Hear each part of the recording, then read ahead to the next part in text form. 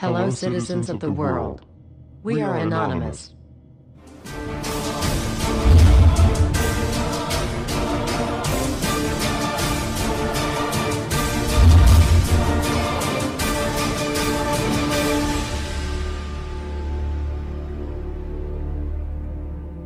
Dear brothers and sisters, now is the time to open your eyes. In a stunning move that has civil libertarians stuttering with disbelief, the U.S. Senate has just passed a bill that effectively ends the Bill of Rights in America.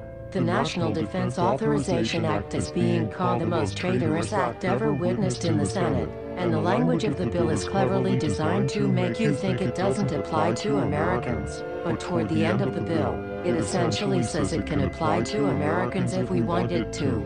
Bill summary and status. 112th Congress, 2011 to 2012, S. 1867. Latest title, National Defense Authorization Act 4. This bill, passed late last night in a 93-7 vote, declares the entire USA to be a battleground upon which U.S. military forces can operate with impunity, overriding Posse Comitatus and granting the military the unchecked power to arrest, detain, interrogate and even assassinate U.S. citizens with impunity. Even Wired magazine was outraged at this bill, reporting, "Senate wants the military to lock you up without trial. The detention mandate to use indefinite military detention in terrorism cases isn't limited to foreigners." It's confusing, because two different sections of the bill seem to contradict each other. But in the judgment of the University of Texas Robert Chesney, a nonpartisan authority on military detention, U.S. citizens are included in the grant of detention authority. The passage of this law is nothing less than an outright declaration of war against the American people by the military-connected power elite.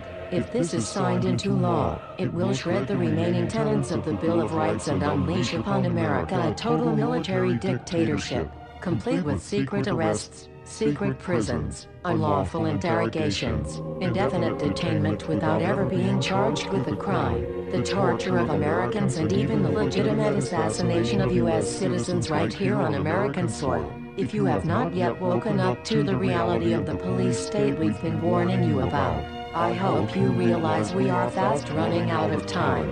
Once this becomes law, you have no rights whatsoever in America, no due process, no First Amendment speech rights, no right to remain silent, nothing.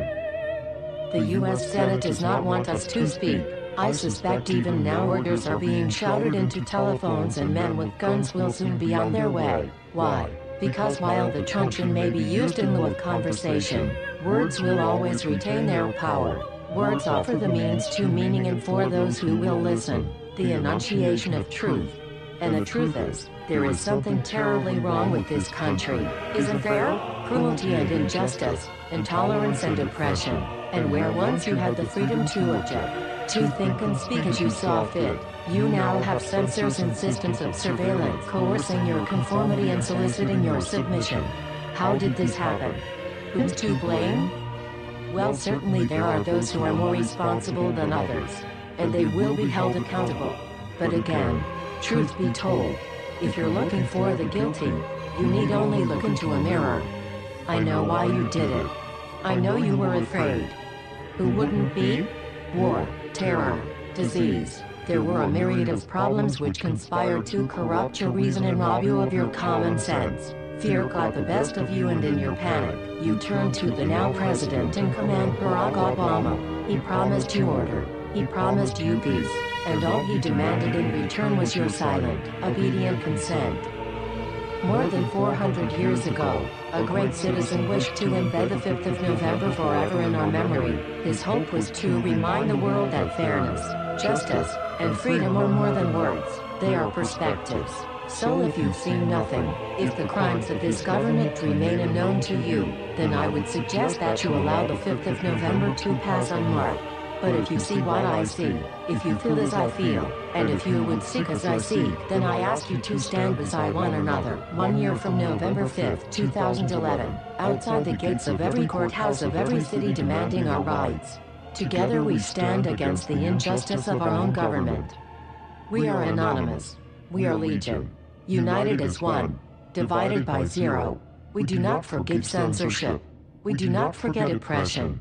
U.S. Senate. Expect us.